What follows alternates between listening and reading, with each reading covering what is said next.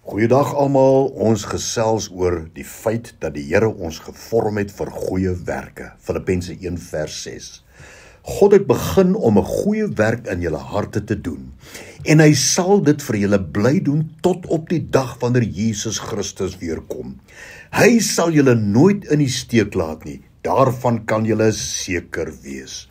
Die Here het mense hier op aarde nodig met spesiale kwaliteite, want ons lewe in 'n totale duisternis op alle gebiede. Reg en geregtigheid bestaan nie meer nie. Ekonomiese woelinge is aan die orde van die dag. Kriminele aktiwiteite neem daagliks toe.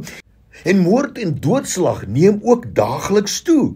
1 Petrus 5 vers 8, wees nugter en waaksaam, want julle teestander die duiwel op rond soos 'n brullende leeu en hy soek wie hy kan verslind. Maar dit is juis in hierdie tyd wat die Here ons nodig het om lig in die duisternis te wees.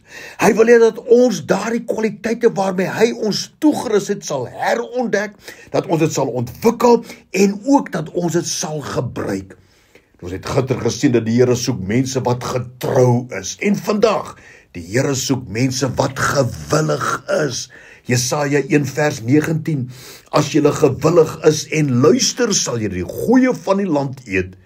Johannes 6 vers 21. Toe was hulle gewillig om hom, Jesus, in die skuit te neem.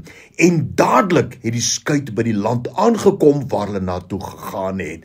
Kan jy sien wat bring gewilligheid mee? 'n wonderwerkende ingrype van die Here.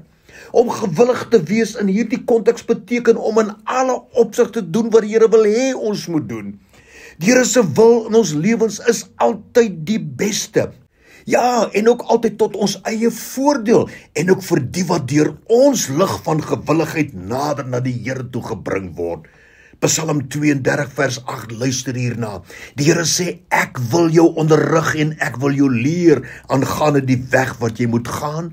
Ek wil jou raad gee en my oog sal op jou wees. Ons gewilligheid om te doen wat die Here ons leer om te doen, kom duidelik na vore in die boek Kronieke, 2 Kronieke 16 vers 9. Want die Here, sy oë deurloop die hele aarde, om diegene kragtig te steun, wie sy hart onverdeeld op hom gerig is.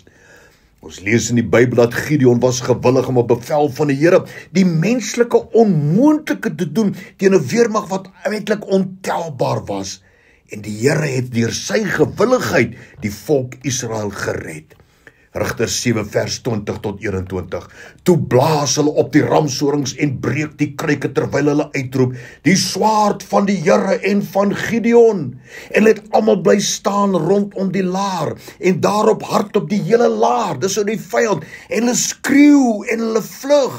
En toe die 300 op die ramshorings blaas, het die Here die swaard van die een teen die ander gerig en die laar het gevlug. Kan jy sien wat bring gewilligheid mee?